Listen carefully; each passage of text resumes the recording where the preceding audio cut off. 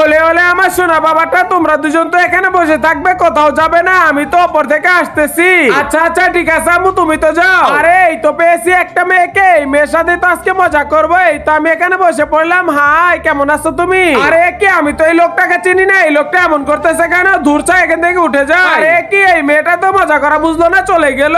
আরে এখন তো যাই যাই, অন্য একটা মেয়েকে ধরতে হবে। আরে কি, ওই তো একটা মেয়েকে পেয়েছি, ওর সাথেই তো মজা করবো। এই তো তাড়াতাড়ি চশমা পরে নে। হ্যালো, এক্সকিউজ মি, হ্যালো, ভালো আছেন আপনি? হ্যালো। আরে ওই লোকটা আমাকে ডাকতেছে কেন? আবার আমাকে দেখে হাসি দিতেছে। দূর চাই, আমি তো চলে যাই। আরে কি, মেয়েটা চলে গেল।